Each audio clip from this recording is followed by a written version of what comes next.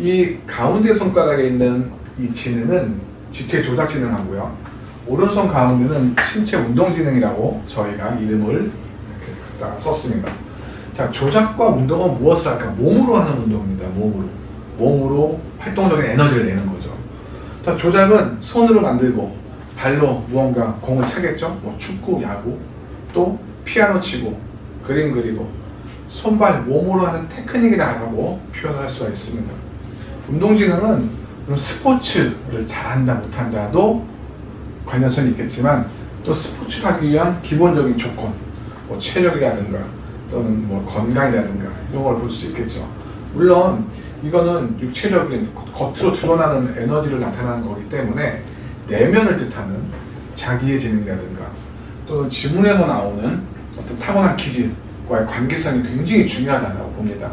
자, 요즘에는 뭐 특히 이제 아들, 초등학교 4학년, 5학년 초등학생의 아들을 가진 아빠께서는, 아버지께서는 우리 아들 축구 한번, 야구 한번 이라고 운동에 많은 관심을 갖고 있습니다.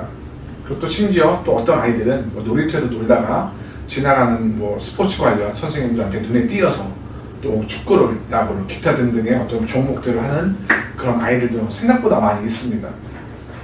자, 그 아이가 정말 운동으로 성공할 수 있을까? 물론 세계적으로 이름을 날릴 수 있겠지만 그래도 기본으로 운동으로 성공한다라고 하면 뭐 저는 이렇게 생각합니다. 뭐 국가대표 또는 뭐 프로가 있는 종목이란 프로야구, 프로 축구 선수 이 정도는 까지 성장이 되어야 그래도 잘했다 또는 한 보람이 있다라고 생각을 하겠죠.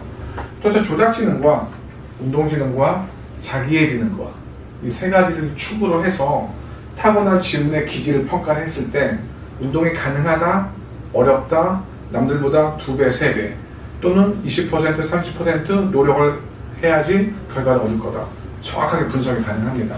즉 다시 말해서 이 지능만 지문 분석을 통해서 결과를 갖고 있더라도 우리 아이가 운동을 통해서 국가대표까지, 프로까지 또는 대학 입학까지 또는 고등학교 때까지 언제까지 운동을 잘할 수 있을까를 정확한 예측을 한다는 거죠.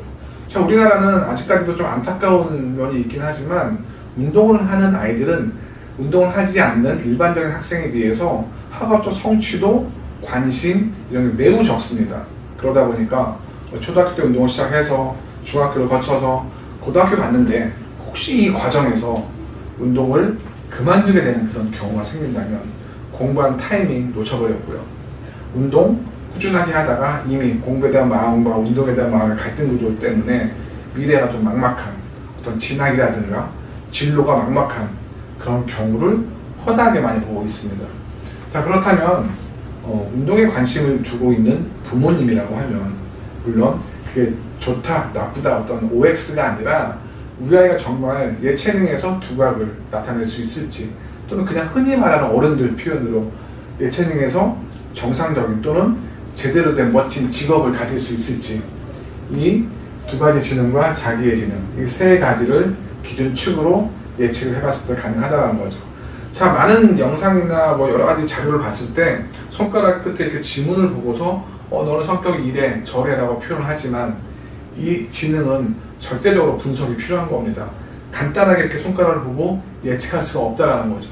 그래서 이 조금 더 깊이 들어가는 직업 전공 또는 진로는 정확한 분석이 정확한 확률을 가지고 있다고 보는 겁니다. 자, 이 운동 기능을 기준으로 해서 자기의 지능을 또 같이 제가 아까 잠깐 말씀을 드렸는데요.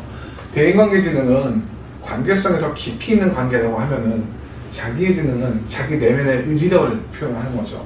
간단히 표현하면 자존감이다라고 물론 딱 맞는 단어는 아니지만 자존감이다라고 해도 그래 90% 이상은 같은 의미야 라고 말씀드릴 수 있고요.